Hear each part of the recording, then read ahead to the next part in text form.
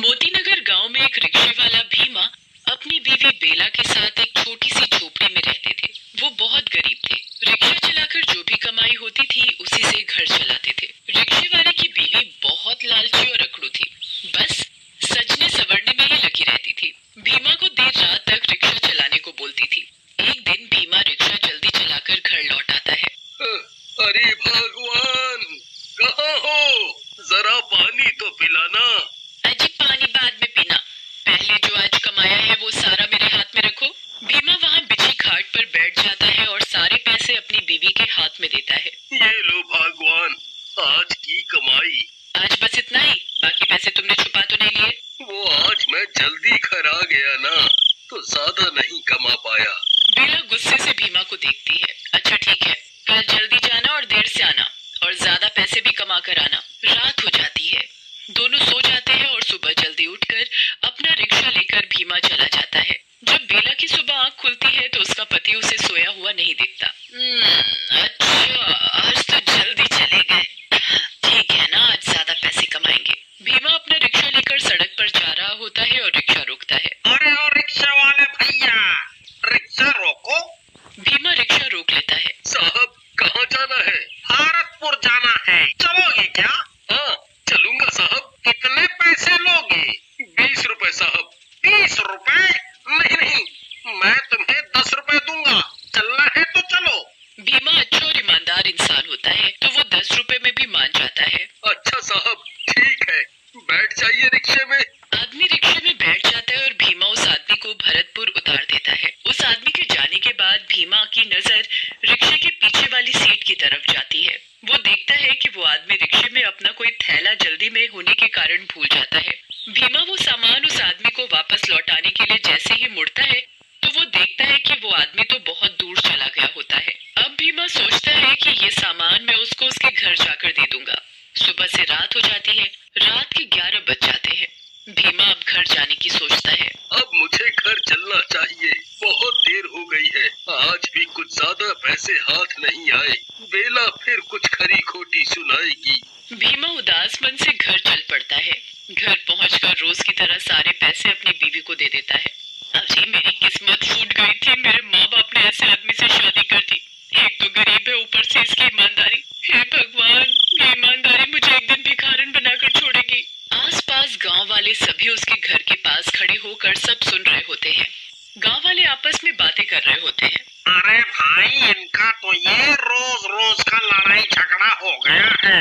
हाँ भाई, ये भीमा तो सीधा साधा है, इसकी बीवी के आगे नहीं चलती। भाई, भीम की तो किस्मत ही फूट गई है। ऐसी बीवी से शादी करके बेचारा भीमा करे भी तो क्या करे। बीवी को पैसे के अलावा कुछ दिखाई नहीं देता। पैसा पैसा, बस पैसा चाहिए। चलो भाई चलो, अपने अपने घर चलते हैं। सभी गांव वाले अपने अपने घर चले जाते हैं। तभी बेला की नजर उस थैले पर पड़ती है जो वो आदमी रिक्शे में भूल जाता है। बेला जब उस थैले को खोलकर देखती है तो उसमें कुछ पैसे और कपड़े पड़े हुए होते हैं। बेला उसमें पैसे और कपड़े देखकर बहुत खुश हो जाती है। अरे वाह, आज ये लॉटरी लग गई। इतने पैसे और इतने अच्छे कपड़े, मजा आ गया। पर ये थैला मिला कहाँ से? अजी सुनते हो, जरा आना, कुछ पूछना है तुमसे। हाँ, आ रहा हूँ, जरा रुको। हाँ, बोलो बेला, क्या पूछना है? सुनिए, ये थैला आपको कहाँ से मिला? अरे, ये तो एक आदमी की सवारी मिली थी, तो वो भूल गया था। कल जाकर ये उस आदमी को वापस दे दूंगा। नहीं नहीं, तुम इसे वापस मत देना, इसे हम ही रख लेंगे।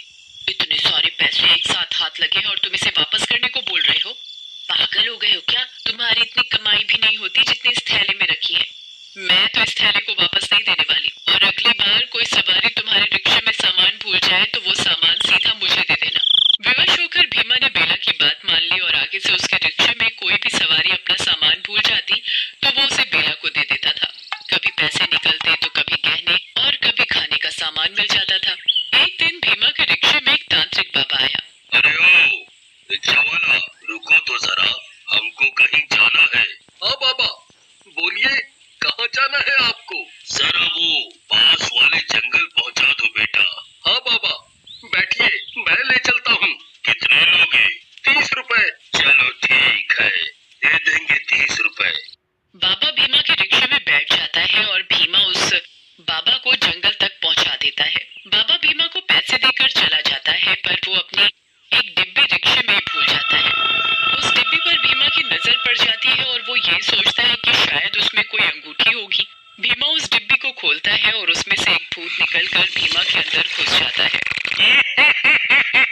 अरे वाह, आखिरकार उस छोटी सी डिब्बी से निकलकर ये इंसान का शरीर मिल ही गया।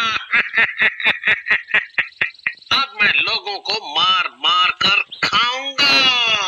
उसी वक्त उस जंगल के रास्ते से एक आदमी जा रहा होता है और आदमी को वो भूत देख लेता है। अरे वाह, इतनी जल्दी शिकार भी मिल गया। आज तो मजे आ गए, मजे। इसे तो अभी मार के खाता हूँ। और फिर वो भीमा का रिक्शा लेकर उसके घर चला जाता है। घर जाने से पहले वो भीमा का रूप धारण कर लेता है ताकि उसको कोई पहचान न सके कि वो एक भूत है। अब घर के अंदर चला जाता है और अंदर जाते ही सो जाता है। आधी रात को बेला को कुछ आवाज सुनाई देती है और वो उठकर देखती है तो भीमा सोते सोते कुछ अजीब सी आवाज निकाल रहा होता है। बेला इस चीज को नजरअंदाज करके सो जाती है। जब बेला सुबह उठकर देखती है तो भीमा रोज की तरह रिक्शा लेकर जा रहा होता है। बेला को बाहर से कुछ गांव वालों की चहल पहल की आवाज सुनाई पड़ती है। अरे, आज गांव वाले इतनी चहल पहल क्यों मचा रहे हैं? ऐसा क्या हो गया? जरा देखे तो क्या हुआ।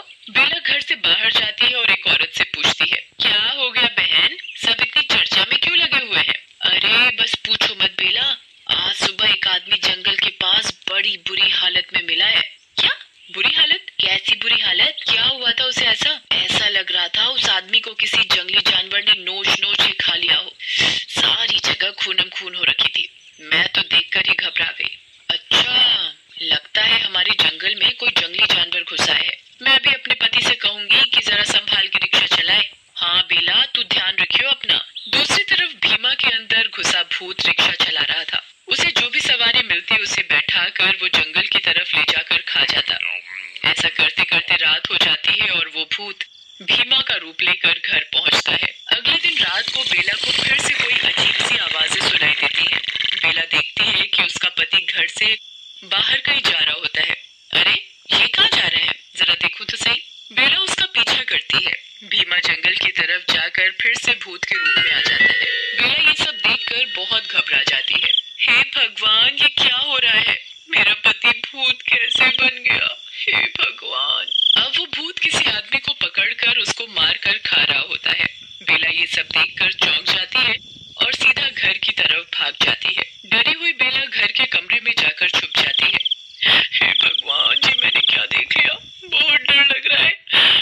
मेरा पति भूत कैसे बन गया? वो भूत वापस भीमा का रूप लेकर घर आकर सो जाता है और सुबह उठकर दोबारा रिक्शा लेकर लोगों को खाने चला जाता है।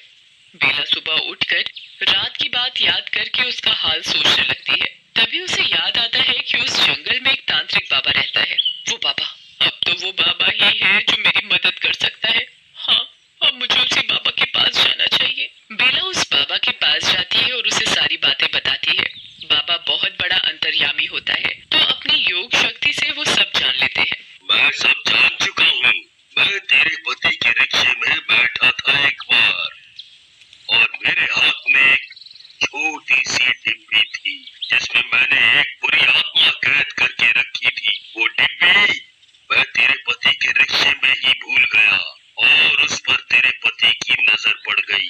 तेरे पति ने उस डिब्बी को खोल कर देखा और तभी उसके अंदर वो बुरी आत्मा समा गई। हे भगवान, मेरे लालच की वजह से आज मेरे पति मुसीबत में पड़ गए।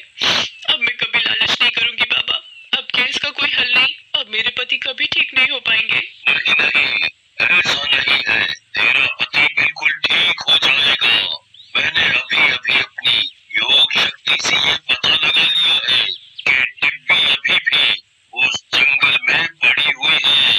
मैं अभी उसे लेकर आता हूँ। बाबा जंगल से उस डिब्बी को लेकर आते हैं और बेला के साथ उसके घर जाता है और कुछ मंत्र पढ़कर उस भूत को अपने वश में कर लेता है। फिर बाबा उस भूत को भीमा के शरीर से निकालकर अपने डिब्बे में दोबारा बंद कर लेता है और भीमा वापस अपना रिक्शा लेकर घर लौट आता है। शुक्र है भगवान का कि तुम